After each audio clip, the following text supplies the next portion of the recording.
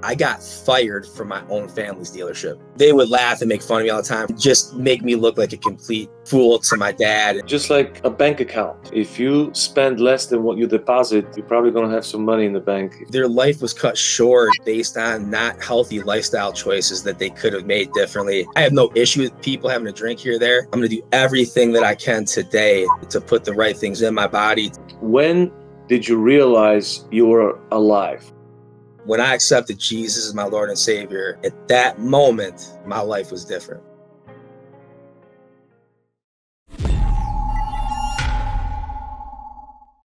Good morning, everyone. Welcome to Chief here, the professional problem solver, coming to you live for another episode of The Overcomers. Today we have a very special guest, Mickey Seelye. He's a third generation in his family to own and runs Seelye Auto Group, with the company having been founded in 1963 in Kalamazoo, Michigan. Mickey started his journey of helping in the family business when he was just in 7th grade. Mickey graduated from Olivet College with a business degree and a concentration on marketing. So he is one of the very few Americans living his education in real life. He has also been recognized as a distinguished leader of 2023 by the Wall Street Journal marquee Who's Who, and was featured as a top professional in the Wall Street Journal. Currently, he's also serving as a youth leader at the Connections Community Church in Schoolcraft. He's an amazing man of God, a man of his word. He had just become the most recent client to Velco Academy, and I describe him to the fullest as a dream client. We are definitely in for a treat to learn a lot about life, about how to develop our character. Without further ado, I want to introduce you to Mickey Seelye. Welcome, Mickey. Thank you, Velco. I'm excited to be here. It's such a pleasure to have you, brother. Without hesitation, I want to ask you our first question. I believe that greatness and curses travels through generations. So if you don't mind, please share with us a little bit about your grandparents from both sides, their purpose, their profession, some of their struggles, just so we know what your upbringing looks like. And then, after you finish with your grandparents, please share with us about your parents. Yeah, before we get started, I just wanted to, because anytime I have an opportunity to share with others, it's important to me that I start out by saying that I want to give all praise, glory, and honor to Jesus as my Lord and Savior. It's important for me to share with people how my life has changed today because of him. So getting right into your question with my grandparents. So I'm still blessed to have a grandpa alive. He's 91. He actually adopted my mom. So I've never viewed my grandpa as anything other than my grandpa. Even the fact that we don't share blood and it's not the same DNA was just a fantastic dad to my mom. He came from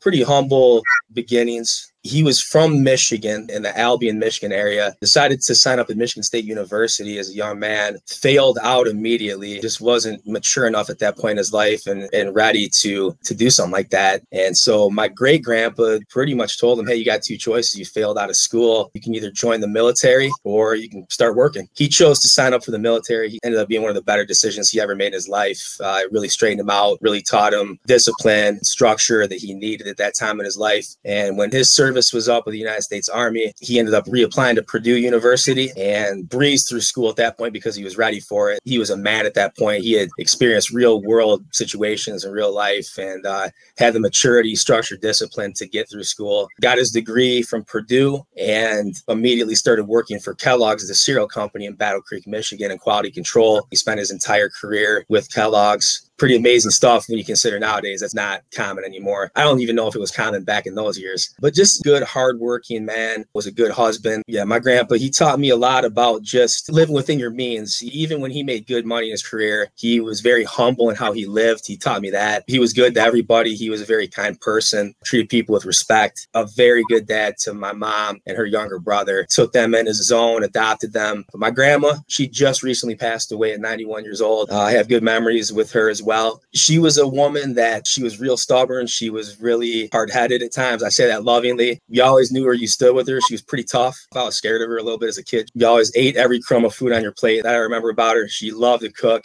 She was Italian. So she really took a lot of personal pride in her cooking. She was the first person to introduce me to church. She brought me to Catholic church with her. She went to church 3 days a week, didn't miss. So clearly we had some similarities, but there were a lot of differences as well. But she was great about talking about it. She would ask me a lot of questions, and I got her to a point where she admitted that like some of the feeling like she had to be at church 3 days a week, or like God was mad at her. I was able to break her from that eventually through conversations. We got to more of a point of talking about faith with God, and so I've got fond memories of her that way. I'll shift over to my dad's parents. Don Seelye would have been who started the dealership back in 1963, like you referenced. Grew up in extremely humble beginnings. I would say, quite frankly, dirt poor. My great grandpa, who I never met, he passed before I was alive. He drank a lot. He didn't really set the best example for my grandpa. You know, my great grandma was doing the best she could. That was in the Great Depression times when they were young growing up, and they struggled. They really did. And my great grandma did the best she could, but my grandpa was also really wild and reckless. He fought a lot, got in a lot of trouble, wasn't much into school. He got to a point where he was a real good athlete, was playing football, but just couldn't keep grades up to do anything with it. Quite frankly, he was so good in football. Nowadays, he could have probably played at any Division I school in the country. That's how good he was, but his grades were just terrible. Once World War II was looking like it was about to happen, and then Pearl Harbor occurred, he was a senior in high school, bored out of his mind in school, getting into a lot of trouble, really had no direction in life. And he told my great grandmother that he was going to sign up for the United States Marine Corps and fight for our country. This is when he was 17 years old. Somehow was able to enlist in Detroit, Michigan when they didn't check somehow. This is all true story, which is mind-boggling. And kind of like my other grandpa, it was exactly what he needed. He needed that structure, discipline, guidance, good leadership to show him what it was like to live life differently. And that was his first experience with really strong leadership that showed him things that would matter later in business that I'm sure we'll get to in the interview. But he was wounded severely on Iwo Jima in the South Pacific, got a Purple Heart, almost died, came home uneducated, got fired from his first job bagging groceries because somebody said they didn't like the way he looked because he had a patch over his eye. He was shot in the eye and lost his eye. One of the customers didn't like the way he looked. So back in those years, they didn't have discriminatory laws. He was fired. He was heartbroken by that, by the way, but God had a different plan for him. He took a job at the dealership as a janitor, worked really hard to provide for his family. A lot of the salespeople at the dealership would always tell him, hey, Don, you should sell cars. You'd be really good at it. He laughed at them, told him, hey, no, that's not for me. They finally convinced him to do it, and he was really good at it immediately, naturally. A lot of the salespeople predicted that people wouldn't be able to forget him because he's got a patch on his eye. And so he kind of had his own personal branding thing going on way back in those years, because people, even if they forgot his name, they would remember that he fought in the war and that he was a Marine and he had a patch over his eye because he was wounded. So they would remember him that way. And it really served beneficial to him. He ended up marrying my grandma upon his return from the war. She was from kind of the Kalamazoo area, a little bit north of here. They came from completely different backgrounds. She came from a background where she actually had nice things and grew up really educated. And they couldn't have been more opposite. But my grandma, she showed me just an amazing example of how much she loved that man. I mean, he couldn't do anything around the house. He'd come home from work, meals were cooked. He couldn't lift a finger around the house even if he wanted to. My grandma just loved him so much and knew how hard he was working. And so she just did everything she could to make sure outside of work, he was always taken care of. That really stood out to me about my grandma on that side, is like she just could not do enough for him, recognizing how hard he was working for the family and what he was going through on a day-to-day basis as far as some of the stress in his life. So I'll shift to my parents now. I had a really good upbringing. My parents just celebrated their 50-year wedding anniversary. We just actually went to Italy to celebrate that. They've just set a great example for my sisters and I, and quite frankly, probably a lot of other people that know them, and perseverance, showing us what a good marriage is. Not a perfect marriage. I remember as a kid, them having their fights and their issues just like everybody, but they committed to it. They worked through those differences when it got tough. I remember my dad was working a lot when I was a kid. He always made time for me when he had time. He stayed balanced in making sure to prioritize his family, which I believe his dad did a good job showing him a good example that way, which he was able to show me. And I hope that I'm showing my son. My mom is just an amazing person. She loves me unconditionally, even on my bad days, even when I do stupid stuff. It's like, in her eyes, I can't do anything wrong. She's just been an amazing mom. I couldn't ask for a better mom. Very supportive of me and my sisters as well. Yeah, my mom's just one of those people, like she's a giver. Like when she loves you, she cares about you, she can't do enough for you. And as far as cooking me meals, making sure that when I went to school, I had all my stuff ready. I was blessed with two really awesome parents. Wow, that's so awesome, Mickey. A couple of things come to mind as you were sharing about your grandparents and your parents. We have very similar experience with moms. My mom also loves me unconditionally. I could do no wrong. Even at school, it was 100% my fault that I've done some bad things. She does not see that. I remember her coming to school and defending me like a lioness to the point of making me feel uncomfortable. But she taught me unconditional love. That was her role, and she still does it. And I see myself and the people who are close to us describe me the same way to my children, and the way I love my daughter now and my son. Unconditional love is not easy, and we both are blessed with moms that do that. That's how God loves us. As you were sharing about your grandpa, Romans 8:28 came to mind. We know that for those who love God, all things work together for good, for those who are called according to his purpose. So the patch probably wasn't a pleasant experience, the wound, and it was painful, and he almost died. And this moment of discrimination that you described when he was fired hurt him so much. And then it ended up being the very thing that made him successful in the car business and was his brand in modern language. It's just incredible how God works and how he will turn some things that are misfortunes into fortunes. What a beautiful story about your family. It's like movie worthy to go back a couple generations and to build up to where we are today. If you can just extract one great principle that you remembered and you live your life by, and one great warning from each one of those 6 people, whatever comes to mind. Yeah, so I would say with my grandpa Seelye, I'll start on my dad's side. Something that I learned from him, and he passed away when I was 19, so I don't feel like I had a chance to really get to know him well as a man. Most of my memories of my grandpa, when he was alive, I was a kid. And so when you're a kid, you perceive things differently. There's sometimes I wonder, what would it be like to have grown man conversations with my grandpa? There's no doubt that one thing that stood out to me about him, he really had a resiliency and a fortitude where he actually thrived when things got difficult. Clearly, he was in really intense, extreme situations that I've never been in. I can't compare myself to him that way. He was in intense, extreme battles in the war and grew up in a very, very tough environment that I didn't grow up in. But I feel like the times in my life, going back to me, where I've been tested, clearly God first has got me through those times. But I feel like my grandpa's DNA second. I tend to consistently do well and thrive when stuff gets difficult. And it's just a fortitude that man showed me. I can remember it, like his work ethic. When he needed to work on a different level, he could do it. Even when he was in his 60s, he was still out working people in their 20s. He had a motor and a work ethic. It was on a different level. Just to watch the guy walk, it was hard to keep up with him just walking. Sometimes it makes me laugh when I think about it. He understood what it took, that life was not easy. Nothing was going to be handed to him and given to him. He was very good at self-assessing where he lacked, but because of that, he overcame it and was over to make up for it with the things that he knew he could do, which was work hard and be a good person and treat people well. And so I got that from him. For both grandparents, and I'll try to condense this into one, what I took away, something that's a warning for me, was I think that my grandpa at times had to kind of relieve stress in different ways that I've chosen not to. He would drink, I think, to cut the nerves off some of the stress he was dealing with. He didn't treat his body as well as he could have. He was physically strong,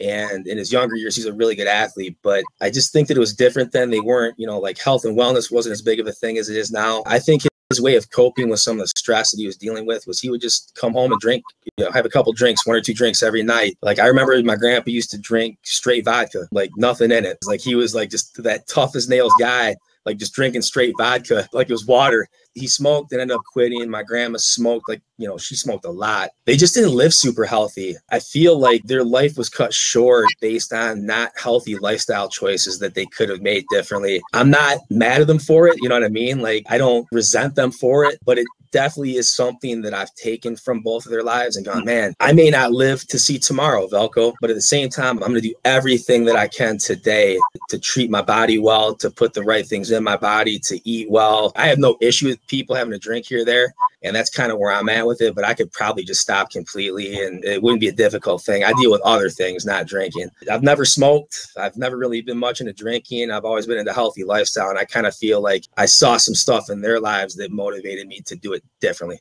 So hopefully that answers that question. That's awesome. By the way, I mean, in those years, everybody was smoking. Like if you see movies, and there was ashtrays everywhere. So there was the propaganda that it's good actually to smoke, that it's relieve stress, and they were marketing cigarettes really well back then.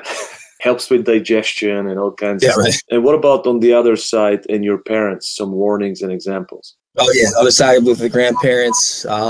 Gosh, there are a lot of parallels. I just feel like that generation in general. My grandpa and my mom's side, he was a really hard worker. He was a type of guy that he would come home from work. He would do a bunch of like projects around the house, and he was really like handy. I'm not. He was like one of those guys that was like super handy and could drywall an entire house and like enjoyed doing stuff like that in his spare time. I just feel like he was always working. And I mean, he definitely took some time, my grandparents, to take some vacations and have fun too. But I feel like more of it was even in their retirement, they would always be finding projects and stuff to do. But they were kind of the same way. I mean, like I remember it just being a normal thing, like for holiday functions and holiday gatherings, everybody having a bunch of drinks, and it was just part of the deal. And again, I don't want to sound prudish on this interview. I'm not against people having a drink or two here and there, but it just seemed kind of excessive. It almost seemed like a way to just cope with maybe things that they were dealing with the wrong way. My grandma and grandpa on mom's side, again, just good memories. And again, my grandma just passed recently. I'm still kind of in the process of dealing with it. No doubt we celebrated her passing. Like, she lived a great life. You know, sometimes it takes time to actually, like, for it to sink in and set in. And I kind of feel like that's where I'm at with my grandma right now. Like, at first it was just celebratory, like, hey, we're celebrating her life. But now it's like I'm having that moments where, man, I miss her. I miss her more than I thought I was going to. But yeah, it's a similar story. I feel like just some of the healthy lifestyle was different for them. Not to sound boring with the answer, but it was very similar that way. I think in conclusion, you're talking about like hard work, great work ethic,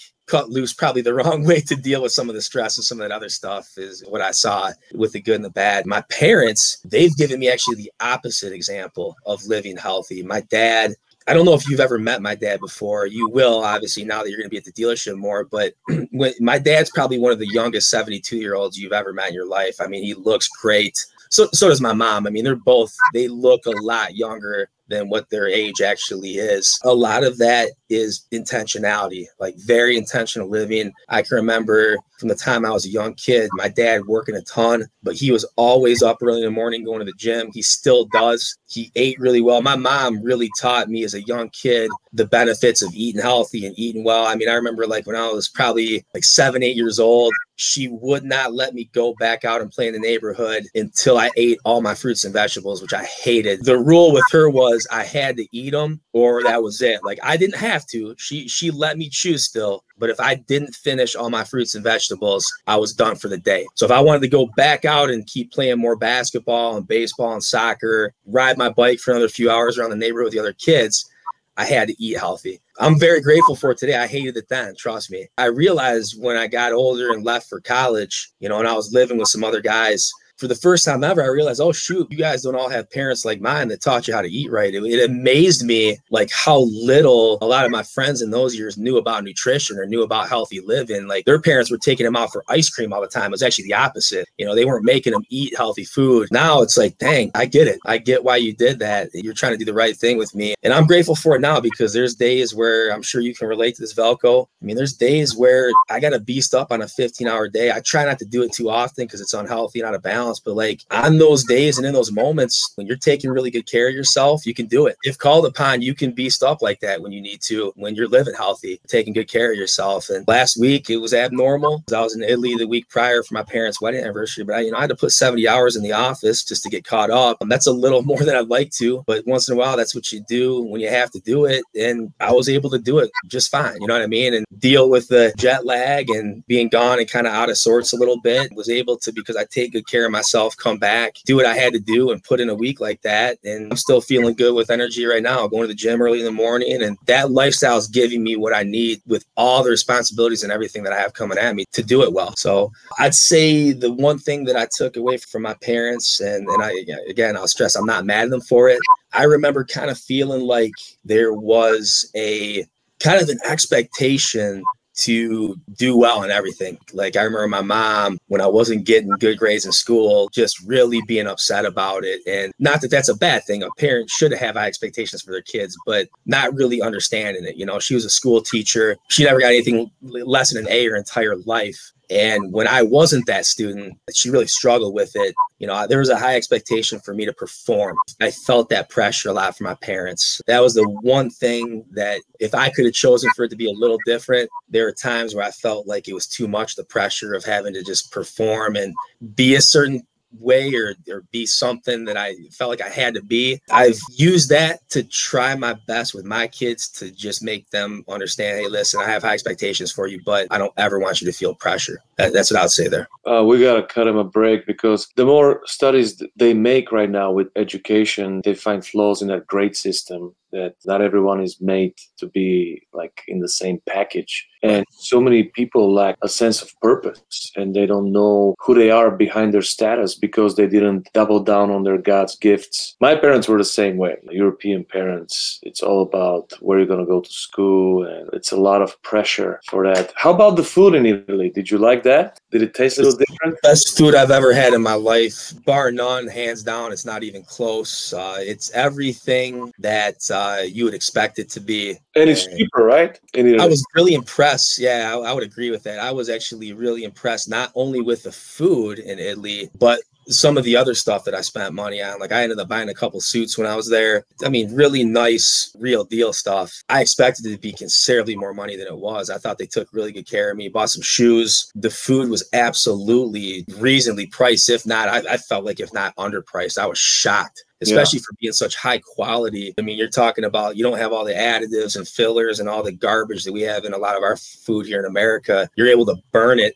so much easier if you just get out and live actively and get out and walk around, which we did a lot of. So it's like I ate probably double the amount of food that I normally eat, but I didn't really gain much weight because we were out moving around so much. And quite frankly, it's really hot there this time of year. I sweat a lot. So I sweat a lot of water weight out. But Italy was amazing. That was my first time there. Almost everybody else in my family's been there more than once. And it was quite the experience. I would encourage anybody to do at least once in your lifetime if you can. Oh, yeah. And we talked a little bit about nutrition. There's like attack on good nutrition with so many different opinions every day. There's different theories coming out of red meat is not good, vegetables are not good, these vegetables are good, these vegetables are. So it's so hard now. Back in the day, they didn't have education. Now we have too much education and it's not simple of what to choose. It seems like everything is bad for you, and it's almost there's like an anxiety of what should I eat. To your point, man, I don't think that topic, and I won't get too far in the weeds on this, but I'm a former personal trainer. You know, I had a health and wellness minor in college.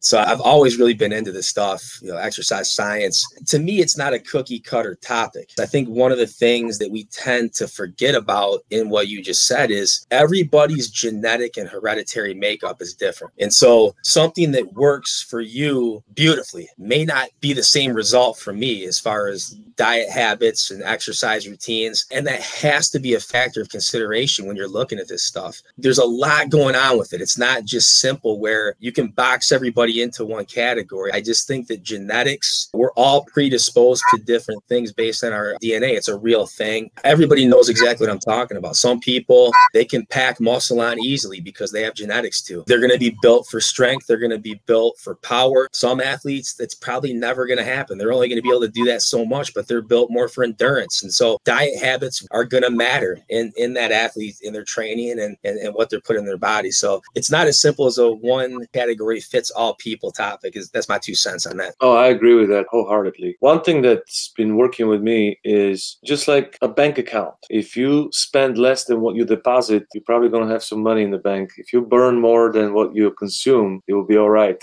Well, that's the simple equation to weight loss, right? Or weight gain. It does become that simple, Velko. You know, I've talked about that with some of the employees of the dealership that have asked me to help them lose weight and get on a diet plan and get in the gym and start working out. I think in those situations, you got to keep it really simple. I tell people all the time, listen, if you're trying to lose weight, you're trying to live healthier, start with something this simple. Okay, actually, it's 3 things: drink more water, cut your sugars back tremendously, your sugar intake, and weight loss is as simple as calories in, calories out. You got to burn more calories and you got to put less calories in. If you do those two things, you will lose weight. There is one thing about connecting teams, working out together. I don't know if you guys tried that. It just brings a completely different perspective of transferring that encouragement from the gym and the progress from improving your body and your strength into business and the showroom floor.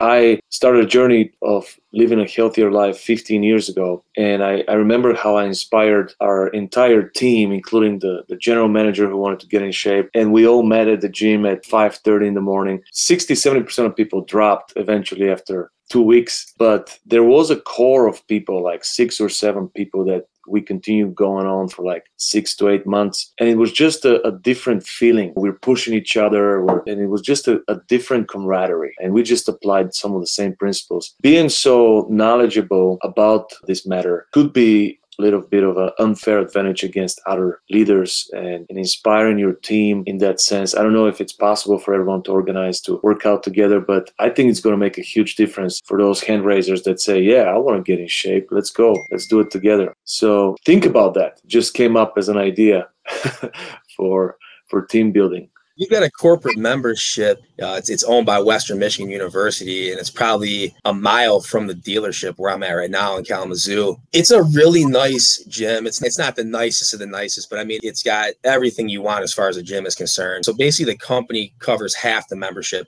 Nice. The employee pays the other half. And that's already a really nicely discounted price. And so we definitely have a decent amount of people that are on that membership. That's people from all departments, all different stores throughout Southwest Michigan. They're going at different times. Obviously, not everybody's going early in the morning. I agree with you. To me, the best way to do it and the best time to do it is first thing in the morning. We probably have right now, including myself, 4 or 5 people that are there first thing in the morning when they open. You're talking about like 5:30. We're there very consistently getting after it. And I'm with you. Like, to me, there's a different level of accountability that comes with something like that. We hold each other accountable. Like, and if a guy misses, we're giving him the business, right? Like, if a guy misses, he knows that at work that day, we're going to just give him all kinds of grief. It's in good fun, but it's effective too. It works. And all of us, it's kind of funny. It's like these younger guys right now, they're not in a point in life where they have to make all the right choices. Like, I mean, relatively speaking, they can kind of eat what they want to right now. They don't have to work out as much. And it's like, they're not gaining as much weight as somebody like me would at 40, almost 46. It tends to be the older guys that I see in the gym early in the morning and making the right choices, because we don't have a choice. We have to. Like, we're at a point now where it's like, man, we can't get away with it anymore. So our days aren't the same. I don't have the same energy to get through the day, the days that I don't make sure that I make that the first part of my day. And sales is a transfer of energy. It's so important for us to be upbeat, to be enthusiastic about what we do, and to have the strength and the endurance to go through the day, keeping up with that fast pace. And it's important for salespeople. I had a personal trainer years ago, and he was brutal. Good training was if I vomit at the end. That was, that was considered. And I gave him a full permission to kick my ass to the hardest. And eventually, we worked out together for about a year. He didn't show up one day. He had an emergency, and he was tracking me. We were doing like fireman walks, rowing for warm-up, like brutal things. And I had to beat my record every day with 1 second, with 1 extra. And he was like tracking me. And I remember on that day when he didn't show up, I beat all the records, like by far. And his voice was in my head. The next day I was like, dude, I don't need you anymore. I'm kicking my ass harder than when I'm working with you. You're already giving me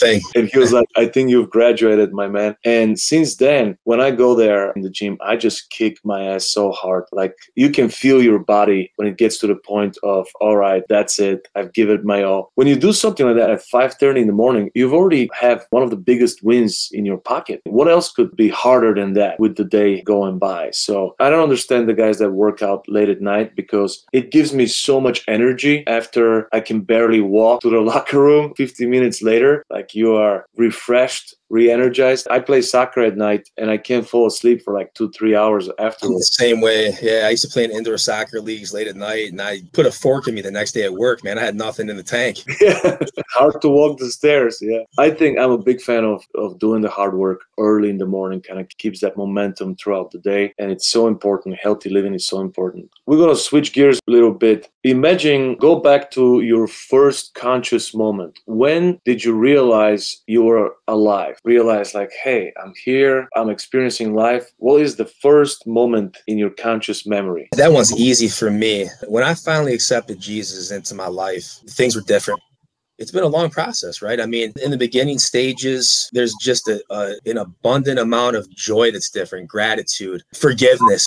I easily forgave people in my life that I had grudges against. And I'm like the opposite of what I used to be, right? All these things that deep down I didn't like about myself that I knew were wrong, but I was just putting a mask on and lying to myself about, oh, it's okay, trying to justify stuff that I knew wasn't right. God was just shedding that pride and allowing me to experience true unconditional love and forgiveness towards people that it wasn't healthy for me to hang on to it. I'll tell you, man, when I accepted Christ into my life, Velko, I felt alive like I'd never felt alive before. You know, they say everybody's heard the term born again. I truly felt born again. I felt like that I was a new person, that it was the person that I was always supposed to be, that God always created me to be. Doesn't mean that I still didn't have days where I would revert back to bad decision making or not being able to forgive somebody and holding on to grudges, but it sure was a heck of a lot easier. It was one of those things where it didn't feel like it required a lot of work on my end. In the Bible, it says that God will give you the desires of your heart. And I never understood that scripture early on, but now I do. God really put new desires into my heart. It just seems so easy because of him putting new desires into my heart. And it was a great time in my life when I reflect back on it. It is today the same way. But in the very beginning, just like it's like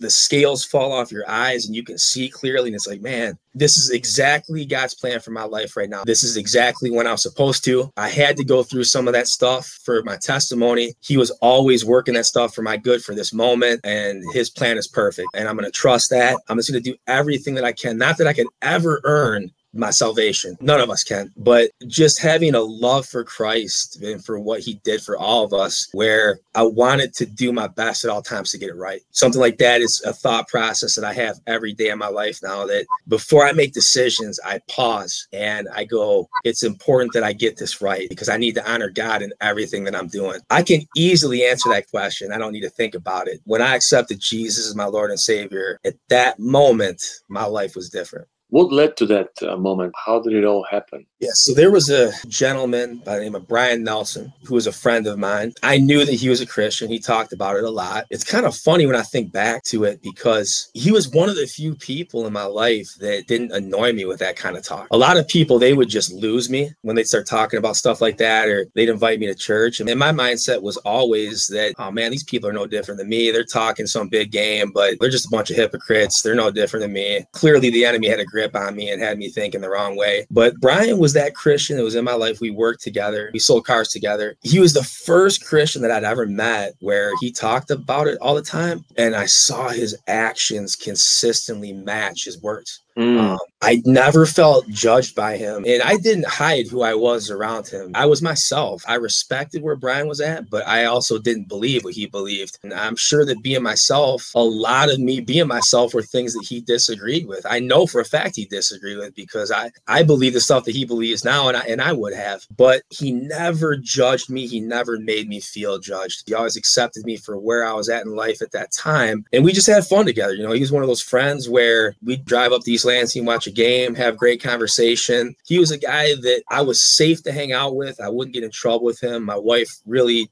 trusted him and liked him. But in hindsight, he was always witnessing Christ to me through all of our interactions. Finally, it just got to a point in my life where I'm like, man, this guy's so different and it's been so consistent for a long time. I think there's something different about this guy that I'm open to. I believe that God could be real for the first time in my life because this guy is different than anybody I've ever met. It had an impact on me that way. He had been inviting me to church for several years. I kept just brushing him off. Long story short, I finally started going to church with Brian, and it's the same church that I attend today. It's the only church home I've ever had. Instantly, when I went and my wife went with me. Our kids were very young. We felt very welcome. We felt like we were part of it instantly. And again, the biggest key was we did not feel judged. People accepted us for who we were, where we were. And so, and I'd like to think of our church as the same place today, that we're very inviting to people that are new and that they feel welcome when they walk through the door. So that's kind of the starting point of my faith journey. That would have been like early in the year in 2006. My wife and I were baptized. Obviously, that was a big moment for us. Next thing I knew, I'm going on mission trips. I'm a youth group leader. It just kind of started happening fast. And I was all in. I really haven't looked back since. You were hungry and thirsty for God. It's not like you didn't know about God. You had this foundation from your grandma with the Catholic Church. And similar to me, I was raised Orthodox and not really raised Orthodox. My grandma took me to church, and Bulgaria was a communist country. So they were growing up in this communist regime. So believing in God was not a normal thing. And I knew some of the foundations. The relationship with Jesus was lacking. Do you feel like that moment before you experienced your friend, you saw Christ in him? Do you feel like you were lost, you were running from God, or running to God, or just being in a place of denial? What do you think was your state now when you go into retrospect? And where were you at that point with God before you had your skepticism answered? That's a great question. So I would say I never felt like at any point in my life I would have considered myself a true atheist. When I think about it in the context you're asking the question, I would have considered the majority of my life agnostic. I was always open to the idea that a God had to exist. There had to be a God. I just had no way to know where to start. To me, it was a confusing topic. Like, I believed that there had to be a higher being. There had to be such thing as a God. And so if I had to choose one or the other, running away from God or running to God, I think that I was probably running away from God more so than anything, because there was, and instead of me asking the right questions to the right people I had in my life, quite frankly, I could have asked those people those questions and tried to get answers, but I just loved the comfort of being able to live my life the way that I wanted to. And that's the honest answer. And to me, that's running away from God. And so just that comfort level, a real lack of accountability to having a personal relationship with God would have been what held me back. I did not want to change the way that I was living my life, even though I knew it wasn't right for me. And I think hopefully I'm speaking to somebody right now that can relate to that. The day that I chose to stop running, I can say it with ease, Velko. It's the best day of my life. Nothing will ever be able to compare to it. If I say it was the best day of my life to date, I'm confident it will be the best day of my life from now until whenever I'm gone from here. It's a relationship. It's a treasure that can never be taken from. I could lose my job. I may not be the president of the Seelye Auto Group a year from now. None of that's guaranteed. In this world, all experience loss. That's the one thing that I know can never be taken away from me,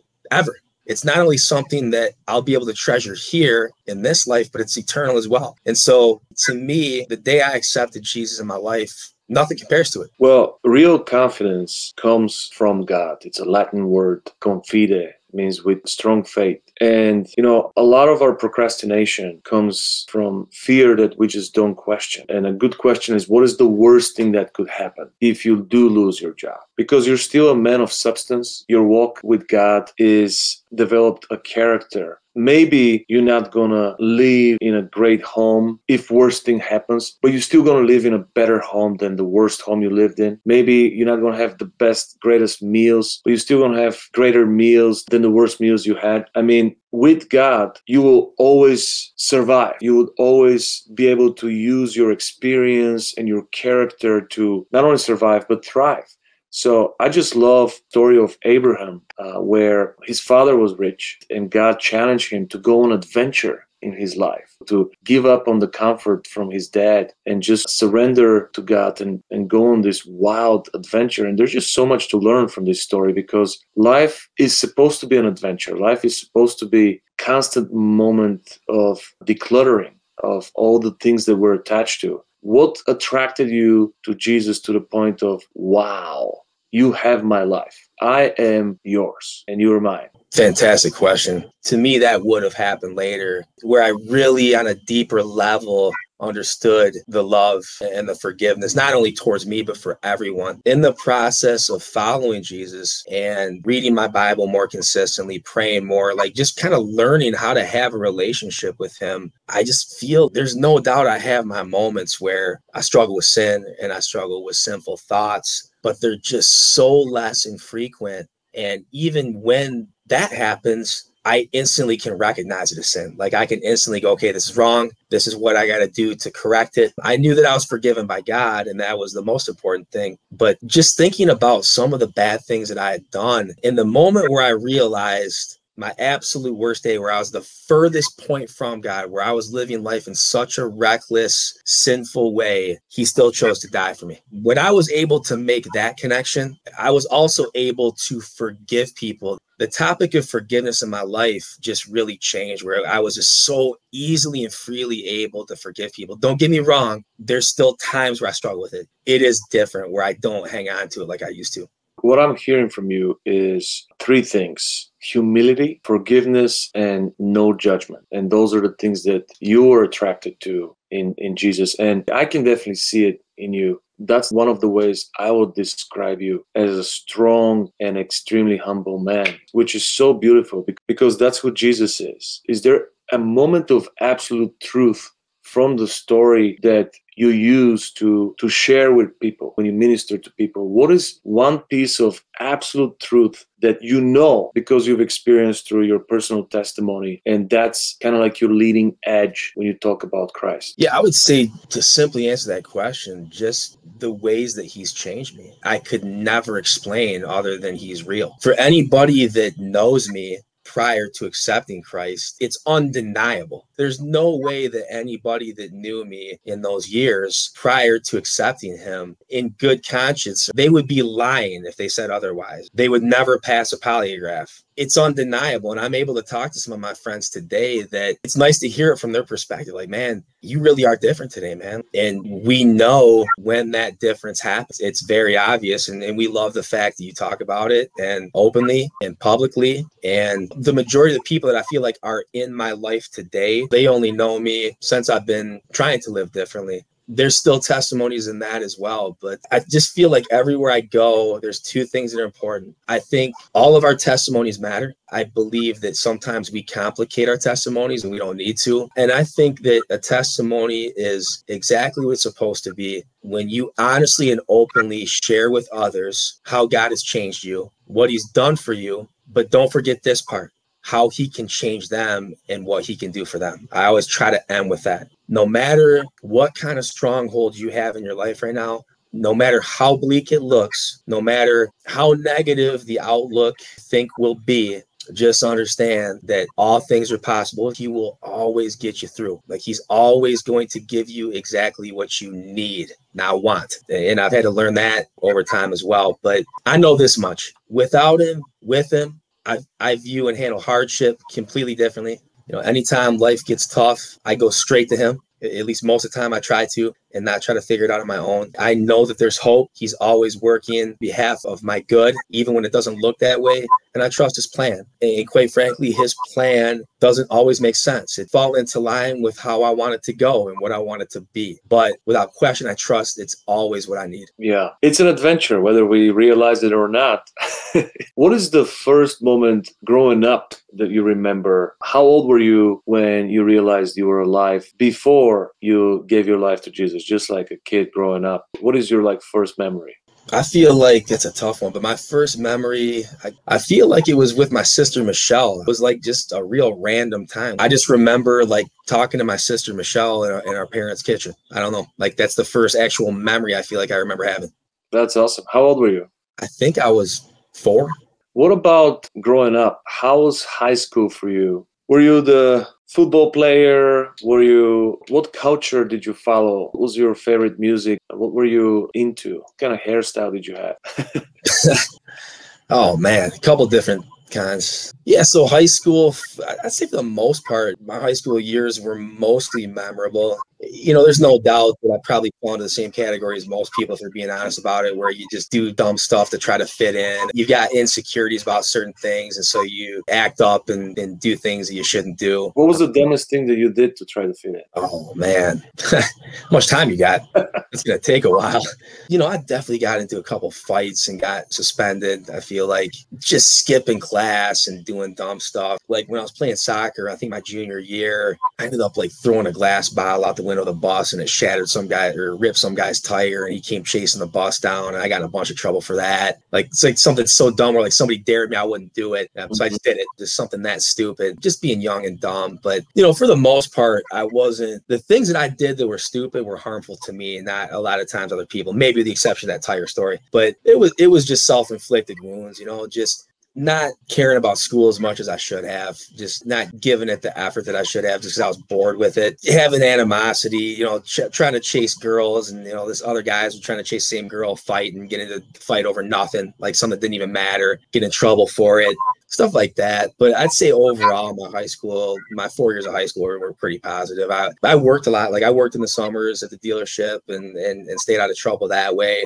I was really into sports, and I was without question focused. I wish I would have been as focused with school as I was with sports. The times I was focused in school, I was able to get good grades and do well, just like I did with sports. I can admit that now in hindsight, it was way out of balance and too important. And I was competitive to an unhealthy place. My friends and I, we'd be playing pickup basketball on my driveway. We'd get to talking back and forth. We'd be fighting. Like literally my friends. I mean, we were playing one-on-one pickup basketball, and we're fist fighting in my driveway. Like my mom and dad are walking out going, I thought you guys were friends. What are you guys doing out here? I mean, and a lot of my friends were the same way, man. We were just ultra competitive. I've learned so much through Christ. He's really taken, but it's in the right balance. So now if I lose, I can lose gracefully and be a good sport. You're going to lose sometimes. You're going to win sometimes. You got to be able to take both, though. My best is good enough. Sometimes it's going to be good enough to win. This goes for business. This goes for life in general. And sometimes it's not going to be good enough, and it's okay. And if somebody beats you in life, always have to be a good sport. It's not an option. And I'm so grateful. I feel like I've been able to teach my son those lessons. And my son, Drake, wasn't nearly as competitive as I was. And I think it's part of the reason that maybe he didn't take sports as far as I did. But I'll say this much about Drake. He was such a better sport than I was. I feel like I was able to teach him from my mistakes and go, son, listen, when you win, be humble. And when you lose, be a good sport and be gracious to your opponent. I love the fact that my son didn't put the emphasis on it that I did. And my wife used to talk about that all the time. She's like, hey, does it upset you that Drake's like not into this stuff as much as you are? I said, no, I'm thankful that he's more at peace with it and just is doing it to have fun.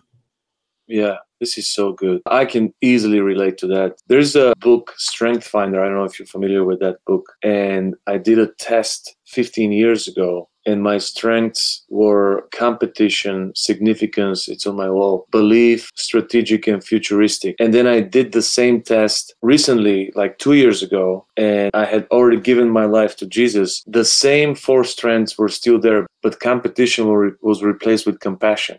So I was shocked because you're giving random answers. And I was like, God is really working on my competition. With playing soccer, my friends are still frustrated with me to this day because I hate losing. Which one is more powerful for you? Do you hate losing or do you love winning more? I don't even know if I can answer that. I would say probably if I had to choose one, I think going back to those years, of course, and I'm going to say even now, like, let's talk about like the dealership, right? I just have an example that I think I can answer that question. So we have 4 stores, just got the results back for our net profit for all 4 stores about 3 days ago for the month of July. And 3 of the stores were a really good result. Actually, one of the 3 stores may have been the best month we've ever had at that store in the 25 years it's been running. Like almost all the cylinders were clicking there. And one of our stores lost. And I can say I hate losing. The 3 other stores had major victories on them. None of that, literally, it didn't even register or sink in. It all got focused towards our store that lost. And so I would say that answers my question. It's the same thing for me. And I think that had changed through the years. I think I loved winning before when I was ultra competitive. Now that there's a little bit more balance, I just hate losing. But we don't even use that word in my home. We say learning, and I'm fortunate to coach my daughter on soccer and work with these young kids, and we don't lose, we learn, and everybody has a chance to extract a lesson from every experience. And I think one of the things that is helping me with that perspective that there is learning is just the adversity I've gone through in my business and in my life. You don't learn anything from winning. You don't learn anything from success. You learn from those moments when we lose, and there's lessons to be extracted. One important thing is losing sometimes in the past led me to this victim mindset where I would fight with the ref, I would fight with the other guys, I would say, you cheated, you did this. And sometimes I would cross the line to what was true or not true in the name of the win. So I found in myself this whatever it takes attitude, winning at any cost, which is not healthy. And now that I've given my life to Jesus, I'm like, this is so interesting because he's also God's child. He also wants to win. I want to win. How is this decided? To be understanding and compassionate. There was a boxing fight not too long ago with Ukrainian guy and Tyson Fury, and they both love Christ. They're both Christian guys, and I respect both of them. And I was like, wow, this is so beautiful because, you know, in the build-up, they're like trash talking, but after the fight, they were so respectful of each other. Yes. And if the reason why I have changed my perspective for that competitive nature is because I hate victim mindset now. This is the enemy. And that's what we demonstrate by being humble losers. Even if we were injured, even if the referee was not honest, or if there was mistakes or if somebody cheated, what God has proven to me during sports or life or business, when I don't complain, when I don't blame, when I don't have excuses, I end up winning more. And he honors that. God loves the survival and the faithful mindset and hates the victim mindset. Couldn't agree more. There is not a doubt in my mind that God has shown me over years of following him that there is tremendously more power in witnessing who he is and honoring him in the loss than there is in the victory. So I'm going to speak from personal experience. Listen, anybody can treat their employees well when the store is killing it, right? When the store is getting amazing results, right? Anybody can have a great attitude when all you're doing is making money in business and selling tons of cars and your service numbers are off the hook and everything's rolling. But what happens when that doesn't, right? God has really taught me how to lose. If you were to ask me, do I think God wants me to lose? No way. No way am I going to answer that question. But if somebody were to ask me if God wants me to always win, I know that the answer is no. Like you said, losing, there's a lesson to be learned in losing, right? I know there was a time in my life where in business, no different than the guy that fist fought his friends in the driveway playing pickup basketball or on the soccer field. If I would have been that same person in business in a loss, right, us not hitting certain goals, I would have treated our employees completely dishonoring to God. And I'll tell you, even today in my strong faith in knowing who Jesus is, I still struggle with that. It requires me to pray a lot because I know that I have to treat our employees with love and respect in the loss and when we fell short. That matters more than treating them well when we do well. God's really worked on me in how to deal with losing in business and some of the lessons that come with it that aren't easy, and just understand that God does not owe us anything. Okay. I'm going to say another thing. Like you said, you were speaking earlier, Velko, and saying like certain things in your life that God's taught you that are non-negotiables. Like to me, God has absolutely taught me that he doesn't owe me a certain result when it comes to selling cars. You know, he doesn't owe me a certain profit that I set as a goal at the beginning of the year for one of my stores. He's already given me way more than I deserve. If it just ended now and nothing else went great from this moment, right? I don't ever want to be in a relationship with God where he owes me anything, where I have that entitlement. I want to just have gratitude. And in having gratitude, it's giving him honor, all of it, right? Not just some of it when it's easy to. I'll say this much publicly to whoever's listening. I had a store last month that failed miserably. I can admit it as a dealer operator. Okay. I'm not that good. Obviously, I'm not that good. If I was that good, all 4 of my stores would have done well. But here's what I'm going to say. I'm still giving God the glory in it. He gets the glory in the 3 that did great,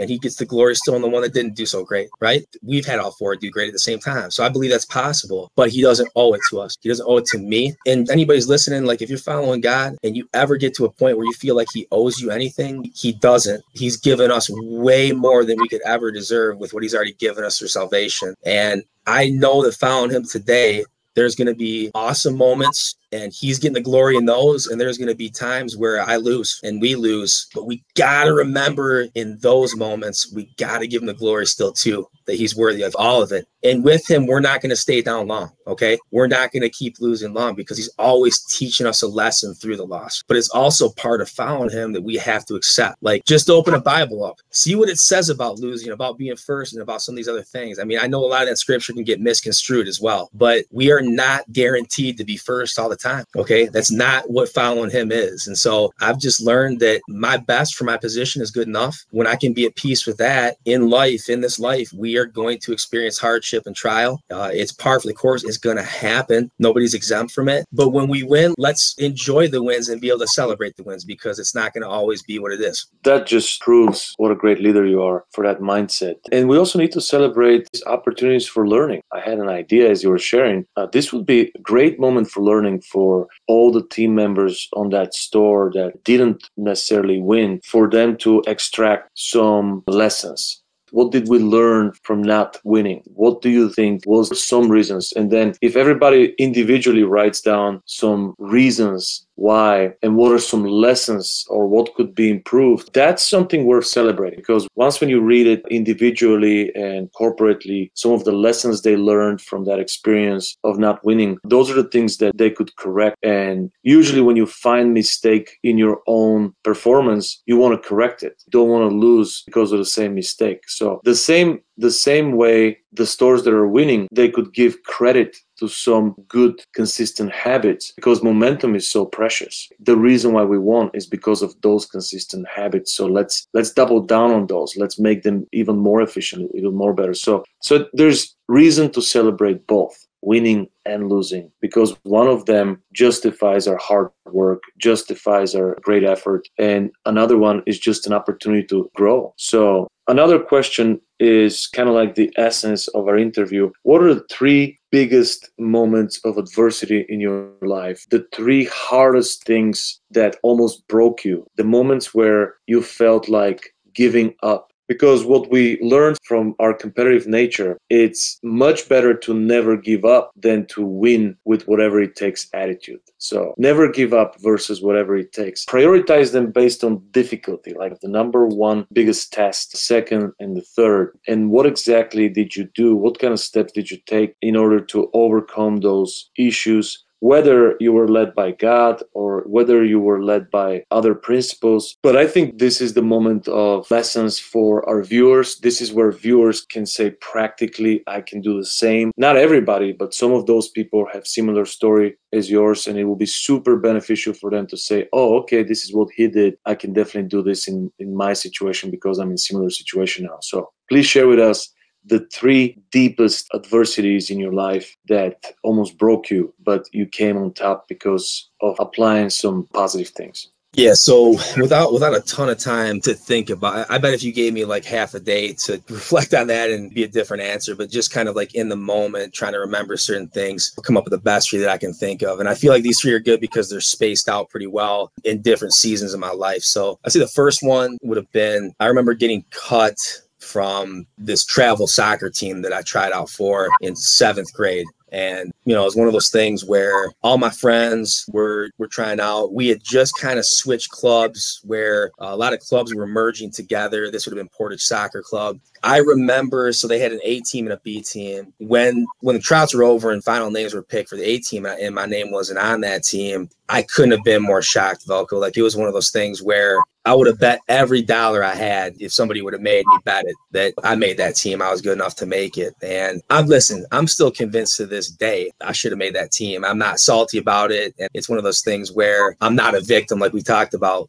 But if you were to ask me, I was good enough to make that team. But that's not the point I'm trying to share right now. I remember being in 7th grade. That was the first time in my life athletically. And I told everybody in the interview how much importance and significance I put on athletics, how it was my identity. It was was how I identified myself in those years of my life. And I had never really experienced hardship like that. I was always one of the top scorers on my team in basketball, in soccer, ever since I've been playing organized sports. And this was a major shock to me. And in 7th grade, especially not going through a lot of adversity, I wasn't mature enough to know how to deal with it. And I remember I talked to my mom more about it than my dad, and I was playing the victim. And I got to give my mom a lot of credit. She wouldn't let me. Every time that I tried to do it, she would stop me and bring me back to, hey, listen, what does this all mean? So this happened. The results aren't changing. This happened. If I wasn't good enough to make this A team, like, I'm not going to play on this B team. I'm going to focus on basketball and other sports. I'll quit soccer and do something else. You know, and she told me, hey, you can do that. That's your choice. She's like, son, I'm not going to sway you one or the other. She's like, but I'm going to tell you right now, I think you'll regret that decision. I was listening. She had me tuned in, and she just asked me a question. Do you think you were good enough to make that team? I said, I know I was. She goes, best thing you can do is play on this B team. And she's like, here's what I think will happen. You're going to make some new friends. If anything, you'll get that out of it. These are teammates you've never had before.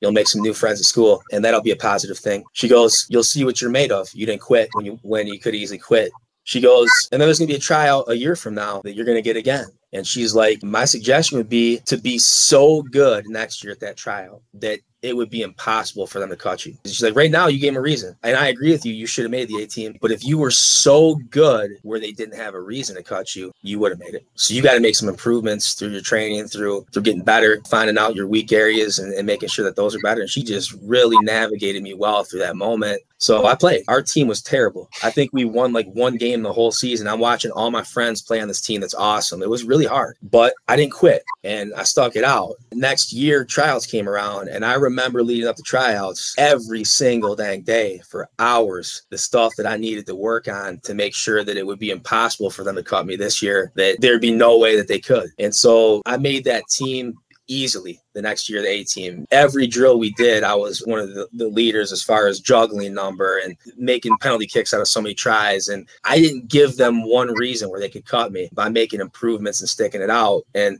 that was like the first moment in my life where I referenced the very beginning of this interview, talking about my grandpa, like that fortitude, right? I displayed fortitude that, you know what, this happened to me, and now my best is going to come out. Not only did I make that team the next year, I was a leading scorer on that team the next year. I was probably truthfully like one of the best players, if not the best player. And out of all the guys that were on that 8th grade soccer team, I took soccer the furthest out of any of them, like as far as playing in college for 4 years, going somewhere and actually having impact on a college program where I met my wife. And so God had a plan. If I would have quit, like a lot of people do in that moment, I wouldn't have my wife. Like literally speaking, like I think about all the other stuff that happened after that. But the biggest thing for me was taught me something about myself, that I'm a champ, that when something like that happens to me, yes, it's okay to want to quit, but you don't quit. Now you're going to get my best. What happens next is, in that low point, my best comes out next. It changes you when you can go through something like that and come out on the other side. So I'll transition now to my second area where I experienced hardship and overcame it. This could be a longer story than I say, but so I was working at the dealership as a salesperson. This is my family's dealership I grew up in. And at that particular time, my dad was pretty much absent from it as an owner, and his business partner and a bunch of the managers he had running it were just absolutely totally against me. They would laugh and make fun of me all the time for being a Christian and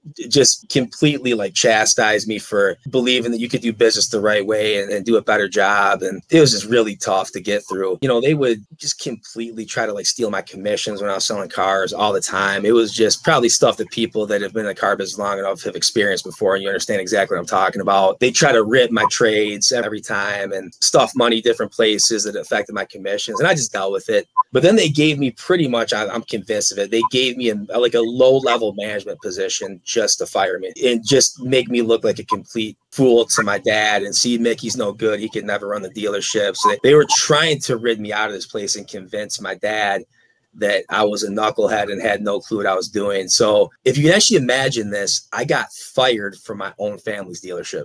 A lot of people do not know that. And so I was crushed. I was just absolutely humiliated, embarrassed.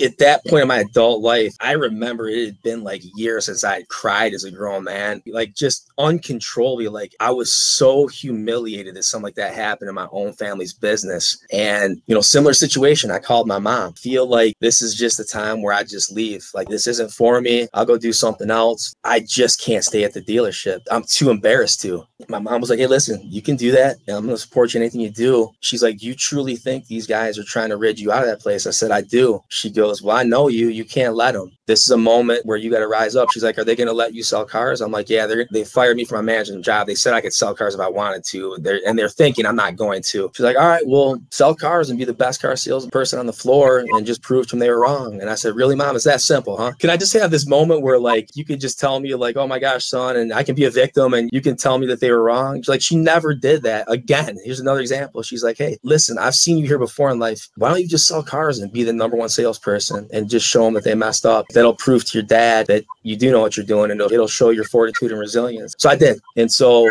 that first week that I transitioned from getting fired from that management job, the guy that took my place that first week, I didn't even sell a car, Velko. Like I actually did everything I could to help him transition, get situated, go through all the deals we were working, teach him the rebates and incentives. If you can actually imagine this, like I was a class act more than I could have imagined. And that all of that was honoring God and who he had made me at that point in my life. So I helped him transition into his new role, the guy that's taking my place. And I think you probably already know what I did. Like I ended up leading the board and was #1 salesperson on the floor in 3 weeks, not 4, because I took pretty much a full week to like help this other guy get acclimated, and handed everybody's lunch to him on the sales floor and just did it with a smile on my face the whole month. I remember this guy that was on the sales floor with me at the time, Shane McIntosh. At the time, he was selling cars and he was pastoring a church in Bent Harbor. And during the sales competition, the first place salesperson won a flat screen TV. And I know like that, it was so important for him to get that TV for his church. There were like 3 or 4 of us that all month long were neck and neck in the running for that flat screen TV. Last day of the month, when he knew I was going to win it, he walked up to me because he had to leave on Saturdays a couple hours early so we could go pastor his church service. And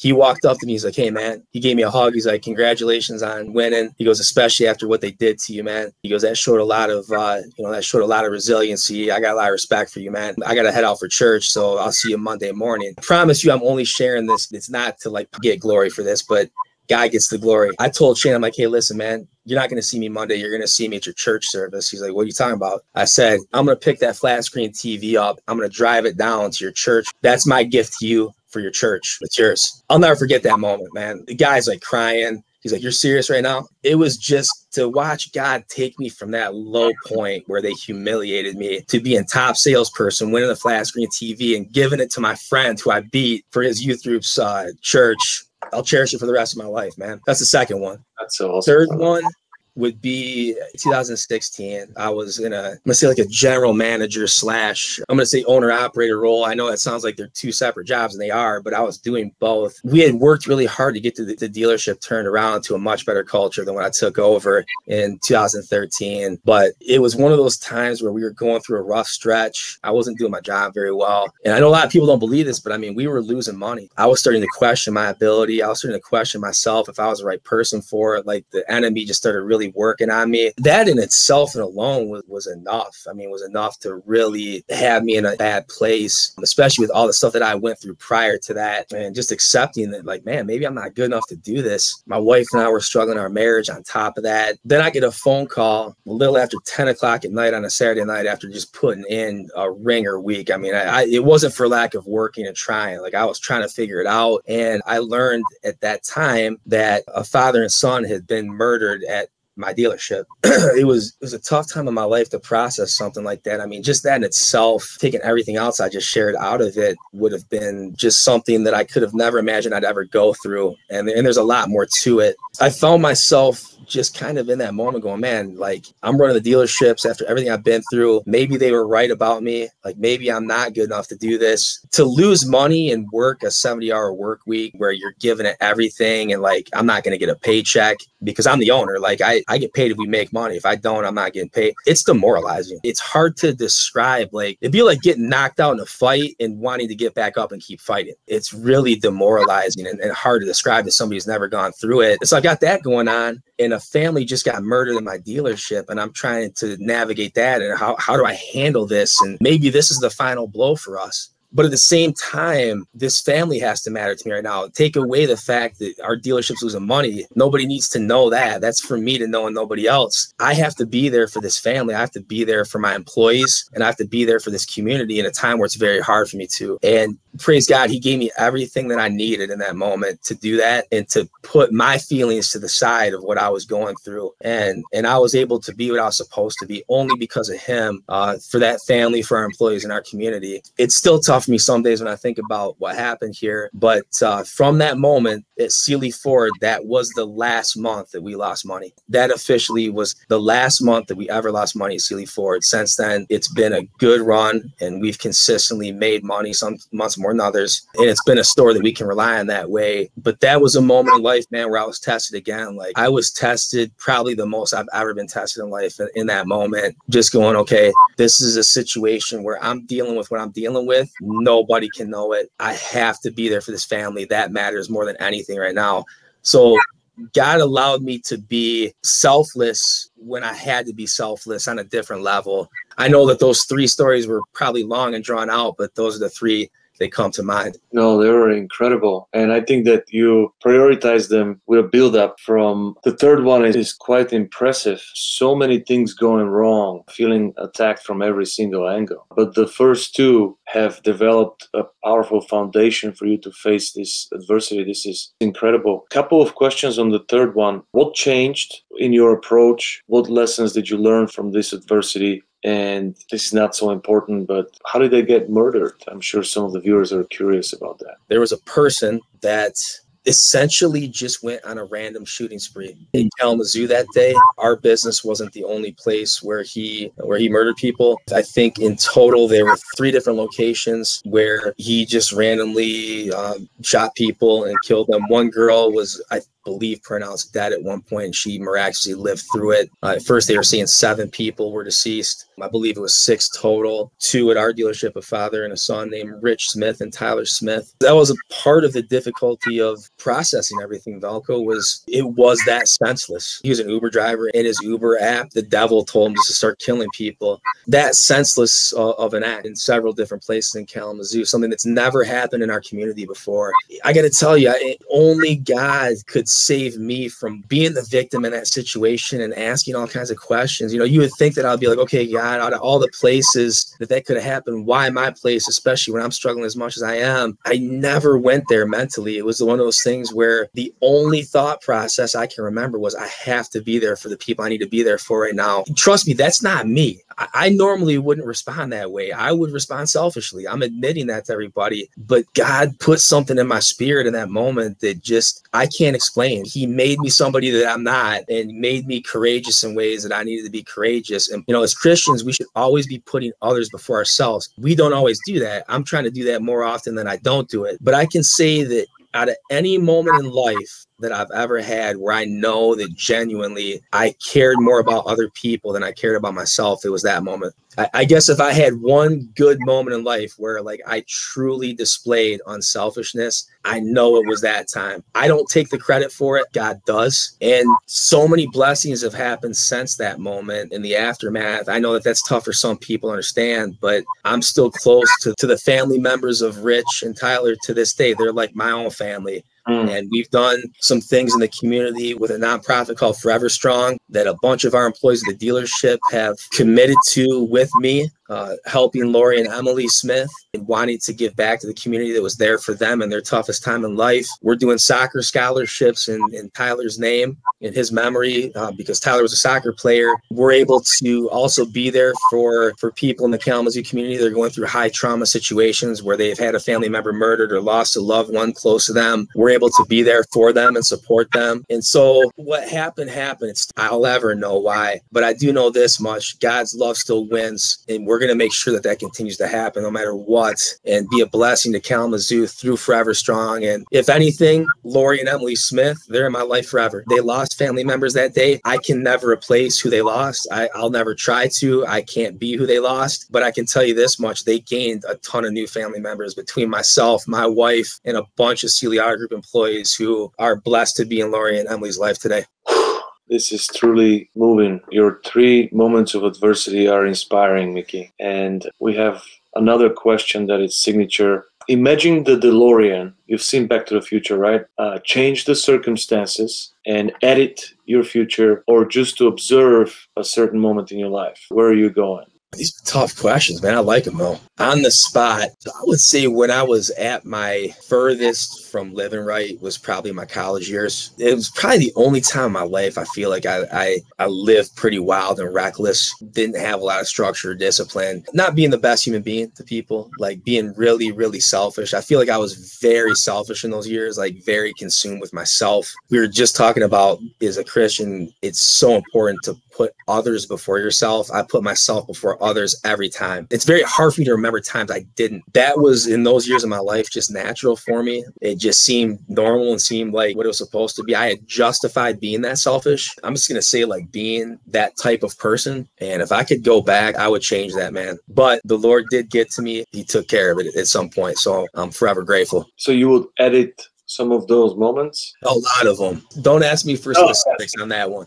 It's okay. It's okay. What is your in the zone activity? When do you lose perception of time and you are strictly in the zone? For me, it's when I play soccer. Like, everything stops. I'm in the game and time stops and I don't see the rest of the world. What is it for you? When do you get in the zone and just you're deeply focused? For me nowadays, that would be skiing. I love the sport of skiing. Unlike a lot of other sports that I played where I feel like I had to put a lot of time and effort into it to get good. It wasn't like a lot of sports. I didn't feel like I was naturally just good. I feel like if there were a sport in my life where I feel like it's easier to pick up, especially at an older age, because I started so young, I was able to learn it so young where it feels a little more natural for me. It would be skiing. I ski a lot nowadays. I've actually got seasonal depression in the middle of summer because there's no snow out there. Like I like crave it. You know, it's one of those things where it's obviously seasonal, so I can't do it as often as I like to. It was awesome because I kind of got away from it for a little while. It's something I really used to do a lot of and would do it at a pretty high level. I stopped going for some years just because I was so consumed and so busy running the dealerships and being a dad and trying to be a good husband and just juggle life's responsibilities. But I was losing touch with my son a little bit, and I've shared this recently. You heard me speak about this at Car Church. My son was getting into his teenage years. I kind of felt like I was losing a little bit of a connection with him. And so I just started thinking about things he enjoyed doing. He was really into snowboarding. And even though I'd never snowboarded before, I just asked him, I said, "Hey, son, you're really into snowboarding." And I said, "Believe it or not, I used to be really into skiing and used to be pretty good at it. I know you're a really good snowboarder." You know, I was just trying to get him to laugh. I'm like, "I think I can hang with you on skis. Like, what do you think about giving it a shot and doing it sometimes on the weekends?" And I didn't know how he was going to respond. He thought it was great. He thought it was all about it. So it was an opportunity for me to reconnect with my son at a time in his life where that was important. And it gave us some one-on-one father-son time. We got to talk more, just going on the trips that we went on, chairlift, talking to my son on the chairlift. He would actually be in an environment where he'd open up. That was the reason that I got back into it. And then I realized how much I missed it. I realized how much I actually loved it. And so it's been amazing to get back into the sport, but it does not matter what's going on in my personal life that's chaotic, what's going on at the dealerships that's chaotic. Once I pop those skis on and when I start going downhill, nothing else matters. I'm literally thinking about nothing. I'm present in the moment, thoroughly enjoying life, getting some fresh air. Man, it's for anybody that's done it, I think you know what I'm talking about. Man, it's so much fun. There's so much freedom. I just feel like freedom when I ski. There's no other way to describe it. That's the word that comes to mind. And so in freedom, you're able to let go and release a lot of things and just be in the moment. It's your therapy, huh? Yeah. Speaking of relationships, who is the person, and I think I know your answer, but I'd like to hear it from you. Who's the person or who are the people in your life that make you feel like the elite version of yourself, where you love yourself the most while you're in their presence? Yeah, a few people that come to mind would be pastor of my church, Dave Sanders. Anytime I'm in his presence, I feel like I'm taking mental notes. I'm learning, not just when he preaches, not just, like for a Sunday service, but when I have a chance to talk to him. I would consider him somebody I look up to as like a true mentor and leader in my life. I would say my good friend and brother, Stan Qualls, who you know well, he's our general manager here at the dealerships. He's right underneath me as far as, kind of like our chart of authority in the auto group. And he's a guy who is very strong in his Christian faith. We share that in common. It's it's so nice having him by my side that way and running this place where we make decisions in our faith and confidently, and we're able to sharpen one another that way, and also lift each other up when times get tough and when it's not easy. So he's a guy that, as you know, because you know him pretty well, he brings the best out of me when we're able to spend time together and talk, especially, not even so much on a business level, although he's a smart business person. I'm talking more spiritually and personally. Like, to me, that's his strong suit, is relationships and building relationships. He's been so instrumental and helpful with me getting our culture to a point where it's as strong as it is, where we feel like it's a culture that is focused on excellence in serving customers and just servanthood in general. So I would say Stan would be somebody that comes to mind. There's a lot of people come to mind, a lot of the other leaders in the dealership as well. And I'm going to say, I'm also going to say my man A-Flow, like Alex Flores, who you also know. He's another dealer who I've met through Car Church Conference. Got to know Alex really well over the years. He just brings me up. He just brings me up when I'm in his presence. He's an encourager. He's the type of person that where I can see him without working with him every day, how he could have really huge impact and influence in his leadership, and the extreme value that he probably brings to his auto group through, how encouraging he is to everyone in his life, and just some of the improvements that I've seen him make in his spiritual walk that I really have a lot of respect for. I mean, I think about guys like you, Jonathan Dawson, who's been instrumental in my life. There's just so many people. God's blessed me with so many amazing people. So many of the people at Car Church that I've had a chance to meet and get to know better. I mean, we are truly blessed, man, with amazing people in our lives when you consider it. So I could probably seriously answer this question all day. I mean, when I really think about it. And probably your mom is on that list as well, right? Oh, I'm sorry. You know what? You came through and you needed to. I'll guarantee you. I'm sorry. Mom, I'm sorry if you watch this. I'm sorry. My mom and dad both. I thought I already covered them earlier, but yeah, my mom has been huge in my life. I was able to reference a couple awesome moments that she helped me with, earlier with getting cut from the soccer team and then getting fired from the dealership, where she was just there for me. The best thing about my mom, man, is she never coddled me in those moments. She always just redirected me, which I so appreciate. Yeah, it seems like she was an incredible teacher and coach. Just like God, she gave you the freedom to choose, but also gave you the wisdom to make the right choice. So it was so inspiring to listen to those moments of adversity. In closing, what is something that you're really, really interested in and the most people aren't? Something that's really quirky. It doesn't have to be anything super special. It could be like a passion, but something that's very unusual for the rest of the world and you are deeply interested in. It could be like a habit or passion or things that you follow or collect. I feel like very rarely am I at a loss for a question. I'm struggling with this one, but let's see here. I got to come up with something. So, you know what I'm gonna say? I'm gonna say the way that I live my life. It's really abnormal from what most people tell me. I'm a person where I'll work on a different type of level as far as long days. I'll work 12 to 15-hour days consistently for a while. I'll put a 6-day work weekend. Once in a while, I really try hard not to, but once in a while, I'll even do 7 if I got to get caught up. And like, I can really beast up when I have to, as far as working, really locking in and zoning into my work, but then just being the opposite when I'm not here and just going full throttle, going out, having fun, doing crazy stuff like whitewater rafting, skiing, going all over the place, traveling, and then coming right back to work and picking right back up and going hardcore. I know I can't live that life forever. Like, relatively speaking, I'm young and healthy today where I can, but most people I talk to just say, man, you're out of your mind. I have no idea how you live that life where it doesn't look like you rest ever. Like, you're either working like a fool or living like a fool. And to me, that's normal. I got a couple other people I can do it with, but most people I think like the just downtime and the rest, and they're working hard, but like they're chilling out a lot. I chill out when I sleep. Like, if I'm not sleeping and